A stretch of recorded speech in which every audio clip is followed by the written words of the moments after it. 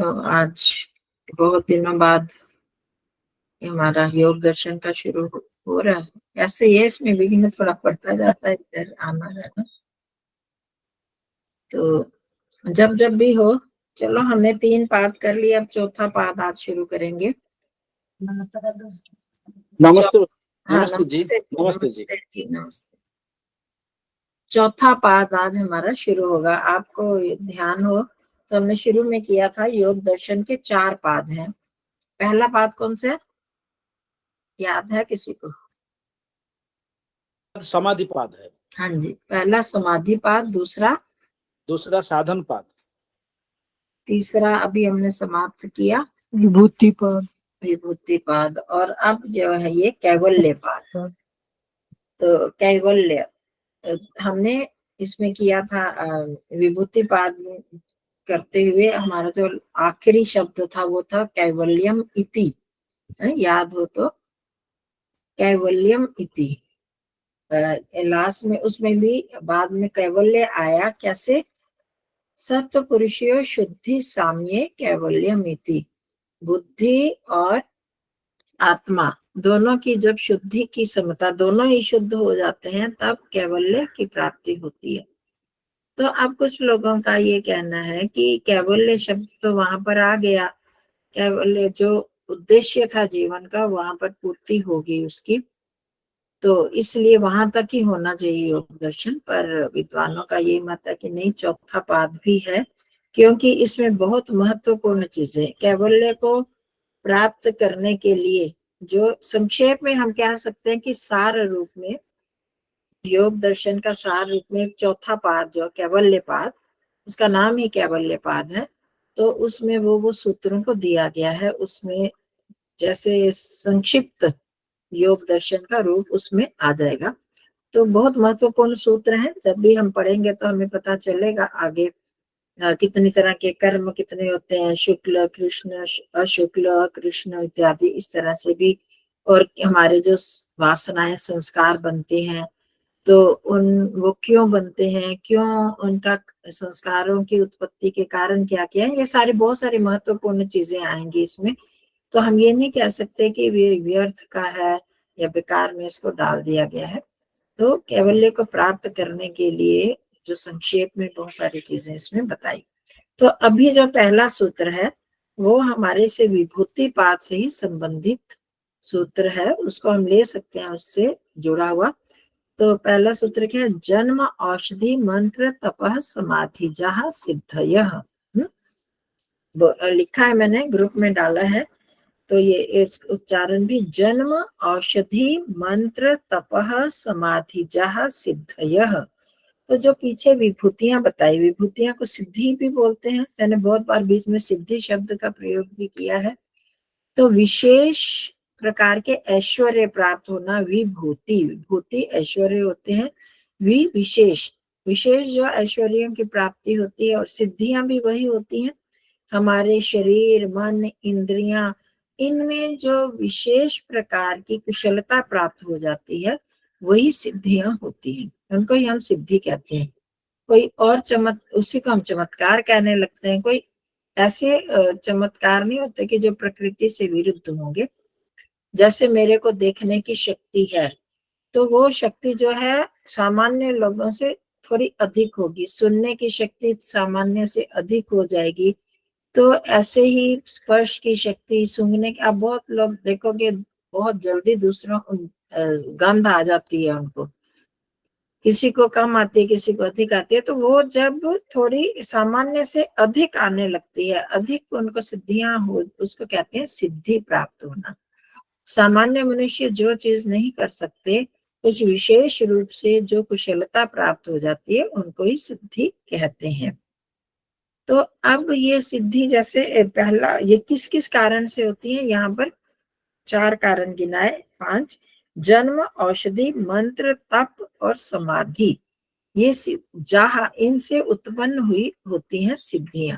किस किस से? जन्म, पहला जन्म, फिर औषधि, मंत्र, तप और समाधि, ये सिद्धियां इन कारणों से प्राप्त होती हैं।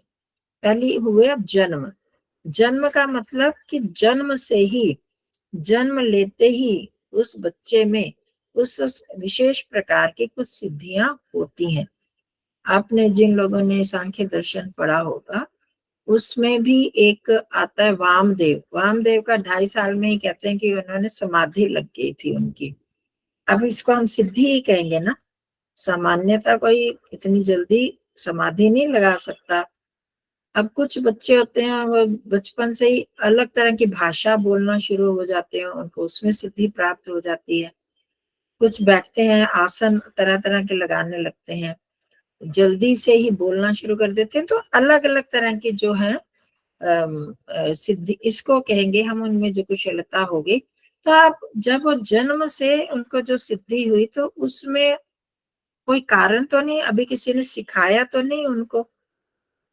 तो इसमें क्या कारण होता है, जो पिछले जन्म की उनका तपस्या पुण्य कर्म, मतलब बाकी ये जो जितने भी बाद में बताया ना औषधि मंत्र तप समाधि, उनके कारण भी उनके शरीर में, क्योंकि सूक्ष्म शरीर तो वही होता है ना जो हमें पिछले जन्म मिला, आत्मा तो वही है। आत्मा तो सबकी एक सी ही है, सब आत्माएं एक सी ही है और उनमें परिवर्तन नहीं होता, ये भी हमने देखा है ना। आत्मा अप्रतिसंक्रमा है, उसके अंदर कोई कुशलता नहीं घुसेगी। जो घुसेगी कुशलता, जो प्राप्ति होगी वो मन चित्त इंद्रियों में शरीर में इनमें ही होगी। ठीक है। अब यहाँ शंका उठ सकते हैं जो इंद्रियां हैं वो तो पिछले जन्म वाली थोड़ी है, वो तो इस जन्म की है। परंतु हमारे कर्मों के अनुसार जो हमारा पंच तन मात्राएं हैं, हमारे सूक्ष्म शरीर में पंच तन मात्राएं भी होती है ना। पंच तन मात्राएं क्या है, सूक्ष्म महाभूत, सूक्ष्म भूत। ये जो पंच महाभूत है इनका जो सूक्ष्म रूप है वो पंच तन मात्राएं होती हैं। तो उन्हीं पंच तन, वो सूक्ष्म शरीर तो हमारा वही रहता है जो पिछले जन्म में था या पिछले जन्मों में था। जब तक हमारा मोक्ष नहीं हो जाता आत्मा को, तब तक ये सूक्ष्म शरीर वही चलता रहता है। प्रलय अवस्था में भी ये बदल तो जाएगा, मतलब उस समय तो समाप्त हो जाएगा, परंतु उसमें जो सामर्थ्य है, जो पुण्यों के कर्म के कारण वो जो चित्त की सामर्थ्य है, मन की सामर्थ्य है, इंद्रियां जो सूक्ष्म इंद्रियां उनकी सामर्थ्य है, उतनी ही सामर्थ्य बनाकर ईश्वर उस आत्मा को दे देते हैं। तो इस आधार पर हम कह सकते हैं कि हमारा सूक्ष्म शरीर वही वाला है जो पहले था, वो उसमें बदलाव नहीं आता, वो सिर्फ मृत्यु मोक्ष के बाद ही होगा जो होगा। तो अब हमारा इसका कहने का मतलब ये है कि जन्म होने पर जो हमें पिछले पुण्यों के कारण या पिछले जन्म में जो अच्छे अच्छे कर्म किए उनके कारण जो कुशलता प्राप्त हो जाती है उस इंद्रिय में, उसको हम कहते हैं जन्मना सिद्धि। जन्म से ही उसको सिद्धि मिल गई। आपने, हम सबने सुना हुआ है, ये थे गुरु विरजानंद जी है, वो जब अंधे थे, गंगा में रोज स्नान करने जाते थे, गायत्री मंत्र का उच्चारण करते थे, वहां जप करते थे। तो वहीं पर एक बार कोई पंडित जो थे अष्टाध्यायी का पाठ कर रहे थे, उसका वाचन कर रहे थे, तो बोलते जा रहे थे मंत्र, बोलते जा रहे। उनको बोलने के बाद तो जब ये सुन रहे थे, विरजानंद जी वहीं पर सुन रहे थे खड़े हुए, और उनको लगा कि ये कुछ बड़ी अनुपम चीज है और मेरे को तो कंठस्थ सी हो गई है। तो उन्होंने उनको बोला कि एक बार आप दोबारा इसको बोलो। तो उन्होंने कहा क्यों, हाँ नहीं मतलब मेरी अनुनय से, मेरी विनय के से आप एक बार इसको दोबारा उच्चारण कर दीजिए। उन्होंने दोबारा बोला। अब पहले तो वो जैसे अपने कार्य में व्यस्त थे और तब सुन रहे थे, अब उन्होंने उसको बड़े ध्यान से सुना और उसके बाद उन्होंने एकदम वो पूरी की पूरी अष्टाध्यायी सुना दी। अब इसको आप क्या कहेंगे, जन्मना सिद्धि कहेंगे ना। पूर्व जन्मों के किन्हीं पुण्य कर्मों के कारण उनकी स्मृति इतनी तीव्र थी कि वो बालक, अभी तो छोटा बालक ही था, तो वो उन्होंने एक ही बार में पूरी अष्टाध्यायी सुना दी। ऐसे कई लोगों का हम सुनते हैं कि एक बार सुनने के बाद, और कई बार छोटे बच्चे 4 साल में अष्टाध्यायी याद कर ली, किसी ने वेद मंत्र इतने याद कर लिए, तो उनकी स्मृति इतनी तीव्र होती है। इसको हम कहेंगे पूर्व जन्म के पुण्य कर्मों के कारण उसमें सिद्धि हुई। अब ये भी नहीं हम कह सकते पुण्य कर्म है तो उसकी साधना अच्छी होगी, ये जरूर नहीं है। कोई एक व्यक्ति होता है जिसके हम देखते हैं कि उसमें सिद्धि तो है परंतु उसकी वृत्तियां अच्छी नहीं है, संस्कार उसके अच्छे नहीं है। पुण्य हम बहुत बुरा व्यक्ति भी किसी की जान बचा सकता है ना। कोई बहुत दुष्ट व्यक्ति है परंतु कभी उसको दया आ गई तो वो किसी की जान बचा देता है, उसका पुण्य हो गया। पाप करते करते भी वो पुण्य कर लेता है। तो हम यहाँ पर ये मैं स्पष्ट करना चाहती हूँ कि पुण्य और आध्यात्मिकता साधना उन दोनों का हम इकट्ठा नहीं जोड़ सकते, वो दोनों अलग अलग हो सकते हैं। ये जो सिद्धि है किसी इंद्रिय में हमारी विशेष कुशलता या विशेष योग्यता होने जो हो जाती है, प्राप्ति होती है, वो किन्हीं और पुण्यों के कारण, किसी अभ्यास के कारण, जिसकी पढ़ाई में बहुत रुचि है, बहुत उसने बुद्धि का प्रयोग किया और वो जब करता रहता है तो उसकी बुद्धि इतनी तीव्र हो जाती है, किसी की स्मृति तीव्र हो जाती है, किसी की आंखों की शक्ति। वो कहते हैं कि पिछले दिन हमें कोई टीवी में भी ऐसे बताया गया था कुछ साल पहले कि भी ऐसा बालक कोई था जिसकी आंखें जैसे एक्सरे में देख लेती हैं आर पार, ऐसे उसकी आंखें देख लेती थी। तो ऐसे कुछ जन, इसको हम कहेंगे बिना किसी विशेष प्रयत्न के, बिना विशेष कारण के जब इस प्रकार की किसी इंद्रिय में सिद्धि प्राप्त हो जाती है तो उसको जन्मना सिद्धि हम कहते हैं। तो ये पिछले जन्मों में साधना इत्यादि तप मंत्र औषधि इनका प्रयोग करने से भी हो सकती है, पर प्रायः अच्छे पुण्य कर्मों के कारण, जो कुछ अच्छे पुण्य कर्म के उनके कारण उनको ऐसी सिद्धि मिल जाती है। जिन लोगों ने सांख्य दर्शन पढ़ा वहाँ उनको मैं एक वहां पर आते हैं ना अष्टधा सिद्धि अष्टधा 8 तरह की सिद्धियां होती हैं। तो जैसे हम किसी चीज को मैं बताना चाहूंगी, तो वो जो सिद्धि वो भी जन्म से ही हम कह सकते हैं, वो किसी विशेष कारण से नहीं। ऊहा, जैसे आप में से किसने पढ़ा योग ये सांख्य दर्शन? हाँ, उसमें एक आती है ऊह शक्ति। उसमें क्या होता है कि बिना किसी मार्गदर्शन के ही वो चीजों को अच्छी तरह से समझ लेता है, जान लेता है उन चीजों को। बिना गुरु से पढ़े ही एक बार ही पढ़ने पर वो समझ लेता है। हम जैसे हम लोगों को बार बार याद करना पड़ता है, पढ़ना पड़ता है, समझना पड़ता है। तो परंतु इस तरह के जो लोग होते हैं उनकी जन्म से ही उनमें इतनी योग्यता होती है कि बिना किसी के मार्गदर्शन के, कोई उन्होंने देखी कोई घटना देखी और उनको एकदम वैराग्य हो गया। अब जैसे स्वामी सत्यपति जी का हम देखेंगे कि उन्होंने किसी गुरु से शिक्षा नहीं पाई थी। ये इसका विभाजन के कारण हिंदू मुसलमानों का जब ये हो रहा था, मुस्लिम लोग जो बहुत ज्यादा लोगों पर अत्याचार कर रहे थे, तो उनको देखते देखते ही उनके अंदर एकदम वैराग्य जाग गया था। इस तरह का वैराग्य कि एकदम उनकी समाधि भी लग गई। तो उन्होंने किसी से सीखा नहीं ना, तो उनकी ये पिछले जन्म का जो कहेंगे कि तपस्या कहेंगे, उसके कारण एकदम वो सिद्धि उनको प्राप्त हो गई। तो ऐसे ही किसी गुरुमुख से अध्ययन ना करने पर भी अध्ययन की सिद्धि हो जाना, इसको ऊह सिद्धि बोलते हैं। फिर शब्द सिद्धि, स्वयं भी अध्ययन नहीं किया, शब्द मात्र सुनकर, किसी का शब्द सुना और उनको उसका ज्ञान, उसका अर्थ अपने आप प्राप्त हो जाता है। गुरु से ना पढ़ते हुए ही अध्यात्म शास्त्र के अध्ययन से आत्म ज्ञान की प्राप्ति हो जाती है। जब हम तो बार बार सुनते हैं, अभ्यास करते हैं, तब हमें जाके थोड़ा सा पता लगता है। परंतु जिनको ऐसे ही बिना किसी शास्त्र के पढ़ते, सिर्फ गुरु के पास जाकर उसकी थोड़े से वचन सुन के सेवा शुश्रूषा करते ही उनको आत्मज्ञान की प्राप्ति हो जाती है। और सुहृद प्राप्ति, बिना दूसरे की इच्छा, प्रत्युपकार की इच्छा से कि मैं उपकार कर रहा हूं वो मेरा भी उपकार करे, तो उसको ऐसा तत्व वेता गुरु प्राप्त हो जाता है।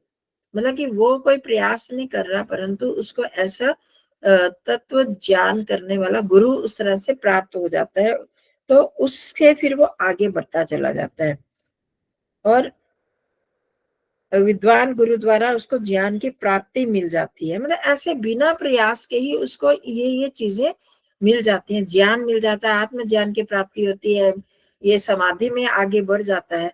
तो ये सारी इसको हम जन्मना सिद्धि कह सकते हैं। उसके पूर्व जन्म के कुछ उसने जो पुण्य कर्म किए हैं उनके कारण जो उसको आगे बढ़ती मिलती जाती है, बिना परिश्रम के ही अच्छा गुरु प्राप्त हो जाता है। तो हम जैसे स्वामी दयानंद जी ने कितना प्रयास किया था गुरु को ढूंढने के लिए, कितने सालों उनके चले गए थे, परंतु कुछ लोग ऐसे होते हैं उनको बैठे बिठाए घर में ही मानो आके ही गुरु मिल गया, या ऐसे आते अंदर से ऐसे जागृति हुई, ज्ञान की प्राप्ति हो गई, कोई करते हुए एकदम स्मृति तीव्र हो गई। तो ये जन्म वाली सिद्धियां होती हैं। तो इसका ये मतलब नहीं कि वो तो हम नहीं कुछ कर सकते, हम भी अगर पुण्य कर्म करेंगे तो हमें भी अगले जन्म में इस प्रकार की सिद्धि प्राप्त हो सकती है। मतलब हमने पुण्य कर्म कभी भी विफल नहीं होगा, उसकी प्राप्ति कहीं ना कहीं उसका फल किसी ना किसी रूप में मिलेगा। फिर औषधियां तो ऐसे सिद्धि होती है। आयुर्वेद में बहुत सी औषधियां, रसायन आपने सुने ही हुए हैं। च्यवनप्राश, च्यवन ऋषि की बात सुनिए। च्यवनप्राश क्यों नाम पड़ा था? आंवले से बनी ये चीज जब उन्होंने ये खाई, इस रसायन को खाया था, तो वो बूढ़े भी जवान हो गया था। तो अभी भी बताया जाता है, उस तरह से बनते तो नहीं है इस प्रकार के रसायन, परंतु जो जो बस वास्तविक रूप में ये सारी औषधियां मिलती हैं, अष्टवर्ग वगैरह की औषधियां मिले, आजकल तो प्राप्त ही नहीं होती, ये सारी मिल जाए और खाया जाता है, इसका सेवन किया जाता है। तो कहते हैं कि रसायन क्या होता है, पुनः जो है जवान हो जाता है, बाल फिर सफेद बाल काले हो जाते हैं, दांत टूटे हुए दांत दोबारा उग जाते हैं। आयुर्वेद में बहुत से रसायनों के लिए ऐसे लिखा है। तो उसको कहते हैं औषधि से प्राप्त होने वाली सिद्धियां। मतलब कि वो औषधि खाई तो उससे ये हो गया, मैं तो पूरा, मेरे को पूरी ऐसे ताकत आ गई। अभी भी कई बार हम यूट्यूब खोलते हैं तो उसमें आती है ना इस तरह की बातें कि बूढ़ा था लाठी लेकर चलता था, बिना लाठी के ही ऐसे दौड़ने लगा। मतलब अब कितनी सच्चाई है, मतलब कि वहां पर वो अब सीढ़ियां दौड़ रहा है, चल रहा है, जो मतलब बड़े बिना लाठी के ही, बिना उसके बूढ़े में ये सिद्धि प्राप्त होगी। तो ये हम औषधि जन्य सिद्धि कह सकते हैं। और आयुर्वेद में इस तरह की बहुत सारी औषधियों का वर्णन है। और यहाँ पर असुर भवन बोला है, आपको तो औषधि भी असुर भवनेशु, अगर आप पढ़ेंगे योग दर्शन तो उसमें भाष्य में असुर भवन किसको बोलते हैं? चिकित्सालय को, असुरों का भवन। असुर शब्द शायद पहले भी आपको याद होगा, मैंने पहले भी एक बार बताया था। असुर का अर्थ, असुर के दो अर्थ होते हैं, एक तो बहुत अच्छे अर्थ में भी, एक बुरे अर्थ में भी। असुर राक्षस को भी बोलते हैं, और असुर जो होता है वो अच्छे व्यक्ति को भी बोलते हैं। कैसे? असु शब्द होता है, असु का अर्थ होता है प्राण। दो तरह से बन गया असुर राति इति। राति के दो अर्थ, जो प्राणों को ले लेता है, नष्ट कर देता है, और प्राणों को जो देता है। तो रऊ मतलब रऊ से बना, तो वो प्राणों को जो नष्ट कर दे वो हो गया राक्षस, जिसको हम आजकल प्रचलित है जिस अर्थ में असुर। और जो प्राणों को दे देता है, जैसे औषधियां हो गई, डॉक्टर हो गए, चिकित्सक हो गए, तो प्राण प्रदान करने वाले असुर। असुर मतलब प्राणों को राति देता है, जो प्राणों को देता है, तो वो कौन हो गया? अच्छा हो गया ना, अच्छा चिकित्सक हो गया, या जो जीवन देने वाला व्यक्ति है। तो अब यह असुर भवन हो गया, जो ऐसे चिकित्सकों का जो भवन है, चिकित्सालय, उसके लिए का है। तो मैं एक मैंने कहा चलो रुचिकर चीज है, इसके लिए बता देती हूँ। असुर दो अर्थों में प्रयोग होता है, अच्छे अर्थ में भी, देवता अर्थ में भी हो गया, और लेवता अर्थ में भी, जो कि प्राणों को लेने वाला है। तो उसमें रसायन इत्यादि का जो प्रयोग होता है, उससे ही कहेंगे औषधियों से सिद्धियां, मतलब वो शरीर की सिद्धि प्राप्त हो जाती है। बालों का काला हो जाना, दांत दोबारा आ जाना, युवाओं की तरह शक्ति आ जाना, ये सब सिद्धियां ही हैं। फिर आ गया मंत्र। मंत्रों से भी सिद्धि प्राप्त होती है। और ये भी विवादास्पद है कि किस खाली मंत्र के जप से नहीं, कि मंत्र आकाश गमनम जैसे कहा, मंत्र का उच्चारण किया। अभी भी हमने जैसे महाभारत रामायण इत्यादि सीरियल देखे थे, तो उसमें मंत्र बोलते हैं और चलाते हैं धनुष बाण या शस्त्र फेंकते हैं, तो वो वहां पहुंच गया, मंत्र बोलते हैं उसमें वो शक्ति आ गई। तो वास्तव में ऐसा नहीं, वो कहते हैं कि मंत्र का मतलब मननात्, विचार करने से, मंत्र में जो कहा उसका विचार करके फिर उसके अनुसार अगर उसका निर्माण किया जाता है तो उसमें शक्ति आती है। तो विमान शास्त्र एक हमारा है, विमान शास्त्र, उस विमान शास्त्र में बहुत सारे विमानों का लिखा है, वहां भी मंत्रों के बारे में लिखा है कि मंत्र से ही विमान चलता था। मतलब कि पारे से विमान चलता था, ये पेट्रोल जिसको बोलते हैं, तेल इत्यादि ईंधन से भी चलता है, और ये मंत्र से भी। अब उस तरह का मंत्र उसका विमान का निर्माण किया होगा कि उसके हिसाब से आकाश गमन बोला, आकाश गमन हो गया। विमान की सहायता से भी आकाश गमन हो सकता है, और सिर्फ शरीर की सहायता से भी, उसमें इतनी शरीर को हल्का कर लेते हैं तो तब उससे आकाश गमन हो जाता है। ये मंत्र के द्वारा बताया। तो ये दो तरह से जैसे कि मंत्र पर विचार करके उसके हिसाब से शरीर का निर्माण किया जाए, या मंत्रों में कुछ ऐसी तरंगे होती हैं, ये नहीं का बताया जा सकता कि किस तरह से मंत्रों के द्वारा वो करते थे। तो परंतु वायुयान इत्यादि तो मंत्रों से चलते थे, तो वो भी एक प्रकार की सिद्धि ही है। और तपजा सिद्धि, तप से सिद्धि, तप से तो आपको पता ही है, वो जो भी तपस्या करते हैं, तप मतलब तप क्या है, द्वंद्व सहना, तप द्वंद्व सहनम, गर्मी सर्दी मान अपमान हानि लाभ, इन सब को सहन करना ही तप होता है। तो जो व्यक्ति ये तप करता है, आपने देखा ये 3-3 घंटे 4-4 घंटे जो है इसमें बैठ जाते हैं, एक ही आसन में बैठ जाते हैं, तो एक किससे बैठते हैं, एकदम तो नहीं शुरू हो जाता ना। वो शुरू में बिल्कुल नहीं बैठ सकते थे, धीरे धीरे तप करते हुए, द्वंद्वों को सहन करते हुए, सर्दी लग रही है, दर्द हो रहा है, घुटने में दर्द हो रहा है, टांग में दर्द हो रहा है, उसको भी सहन करते गए करते गए। अब हमारे गुरुजी स्वामी चित्तेश्वरानंद जी बताते हैं कि आसन को अगर सिद्ध करना है तो भोजन कम करते जाओ करते जाओ। तो जितना भोजन हम करते हैं उससे आधा कर दो, उससे और कम कर दो, तो ऐसे भी आसन में सिद्धि होती है। तो ये एक तरह का तप हुआ ना, भोजन को कम करना। हम अपना पेट भरते हैं, जिसने भोजन से हमारा पेट भरा जाता है उससे हमने कम कर दिया, आधा कर दिया, फिर चौथाई कर दिया, तो क्या हो जाएगा, तप से क्या होगी, सिद्धि मिल गई कि 3 घंटे तक आसन की सिद्धि हो जाती है। 3 घंटे आसन तक एक ही आसन में बैठना, उसको बोलते हैं आसन की सिद्धि हो जाना।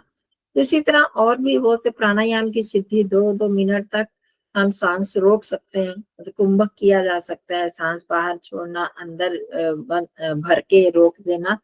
तो ये भी एक प्रकार की सिद्धियां ही तो हैं, ये तप से ही होंगी, बिना तप के कोई भी सिद्धि नहीं मिल सकती। कि शुरू में तो हम करेंगे कुछ सेकंड ही, मतलब 5 सेकंड या 10 सेकंड रोका तो हमको घबराहट होने लगती है, और हम एकदम सांस भर लेते हैं या छोड़ देते हैं, सांस ले लेते हैं, करते हैं ना प्राय ऐसे। तो अगर हमने सचमुच वो करना है कि हम इसका क्रम बढ़ाएं, अगर किसी को रोग नहीं है तो वो मैंने पहले भी बताया हुआ, तो अगर हम इसका समय अवधि बढ़ाई जाए तो उसके लिए हम कर सकते हैं कि अगर मैंने 10 मिनट तक, पहले हमने बताया था कि आप काउंटिंग करें, गिनती करें कि मैं 10 मिनट 10 गिनती तक रोक सकती हूँ सांस, तो अब हमने क्या करना है, 12 तक रोकना है, फिर 1 सप्ताह तक वो रोकेंगे, तो फिर हम 15 तक रोकना है, ऐसे करते जाएंगे।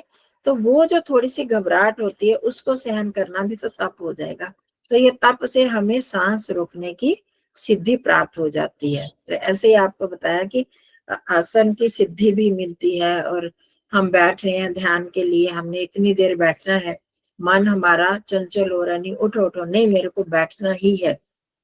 अब जो पहले मैं सोचती हूँ कि गिनती करके माला करके 10 माला जप करना है, 8 माला जप करना है, इतने करना है, वो किस लिए किया जाता था, इसीलिए कि मन को टिकाने के लिए। नहीं तो हम जो चीज हमें रुचिकर नहीं लगती, हम झटपट हमारा मन ऊब जाता है कि हो गया बहुत हो गया। अगर हम कोई एक लक्ष्य नहीं सामने रखते तो हमें झटपट लगता है कि अब ऊब गए बहुत, अब मैंने बैठ गई हूँ। बार बार टाइम देखते हैं, अब वो सबका अनुभव होगा कि बार बार शुरू में समय देखते रहते हैं, कितने बज गए, हाँ 1 घंटा हो गया होगा, इतना टाइम हो गया होगा, और देखो तो 5-7 मिनट 10 मिनट, हाँ बस अब इतना टाइम है, हम इसी में ऊब गए। तो वो सब करने के लिए हमें तप करना पड़ता है, मन को मारना पड़ता है, तो इसको बोलते हैं तप से होने वाली सिद्धियां। तो ये सब हमें सहन करना पड़ेगा। फिर आके समाधिजा सिद्धियां, समाधिजा सिद्धियां जितने भी हमने विभूति पाद में जितनी सिद्धियां पढ़ी हैं वो सब समाधि जन्य सिद्धि है। क्योंकि आप सबको पता है कि वहाँ संयम से, उसमें संयम करने से ये सिद्धि होती है, यहाँ संयम करने से। तो संयम क्या है, याद होगा आपको, संयम किसे कहते हैं? और ध्यान धारणा समाधि, उसको हाँ, मिला के धारणा ध्यान और समाधि, त्रयम एकत्र हाँ, संयम। धारणा ध्यान समाधि। हाँ, जहां पर हमने धारणा लगाई वहीं पर ध्यान किया और वहीं पर ही निर्विचार स्थिति में आ गए। तो ये सारी जो तीनों स्थितियां जहाँ एक ही समय में हो, एक ही स्थान पर करते हैं, तो इसको समाधि जो सिद्धियां, इसी को ही संयम कहा जाता है। तो ये जो सारी सिद्धियां ये समाधि से प्राप्त होने वाली सिद्धियां। तो हम तप से वाली सिद्धियां तो कर सकते हैं, तप कर करके अपने आप को हम सिद्ध बना सकते हैं। हमें 10 मिनट आसन में बैठते हैं तो हमने नहीं, हमने 15 मिनट 20 मिनट तक आसन में बैठना ही है। ऐसे हम धीरे धीरे करके बनाए आसन की सिद्धि तो हम कर सकते हैं, कोई विशेष परिस्थिति ना हो तो। इसी तरह प्राणायाम की में भी हम उसको भी धीरे धीरे बढ़ाकर वो सिद्धि भी कर सकते हैं। ध्यान में हमने बैठना है, धारणा लगानी है, धारणा मैंने 10 मिनट तक इस स्थान पर धारणा बनाकर रखनी है। तो वो उसके लिए हमने 1-2 बार शुरू में अभ्यास किया था। तो इन सब चीजों को करते हुए हम अपने तपज सिद्धियां तो हम अभी भी कर सकते हैं। वो करके वो सिद्धियां धीरे धीरे प्राप्त होकर एक दिन ऐसा आ सकता है कि हम 1 घंटा 1.5 घंटा बिना हिले डुले एक ही आसन पर बैठ जाए। तो करते करते हम आगे और बढ़ सकते हैं।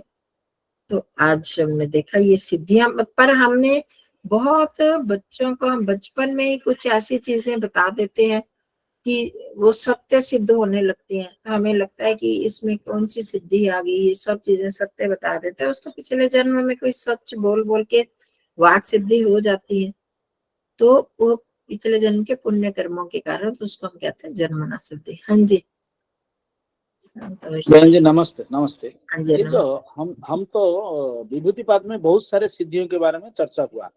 ये सिद्धि, ये विभूतिपाद में क्यों बताया नहीं गया है? कैवल्यपाद के पहले मंत्र में ये सिद्धि के बारे में क्यों चर्चा में आया है? इसके कुछ तर्क है?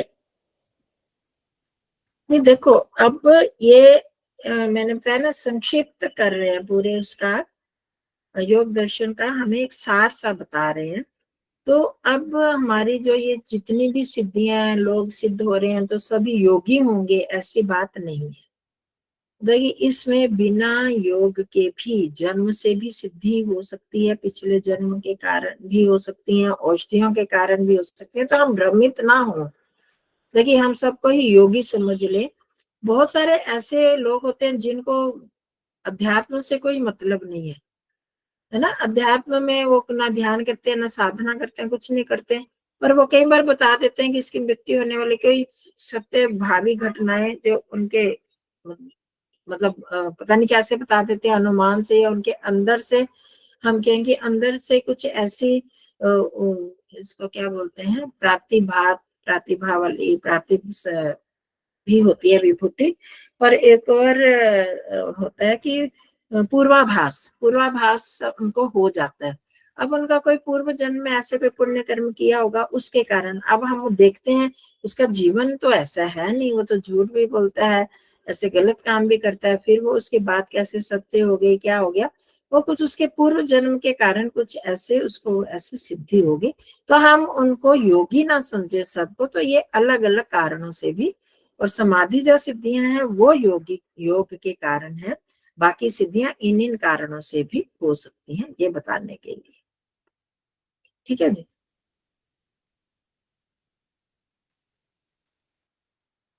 तो हम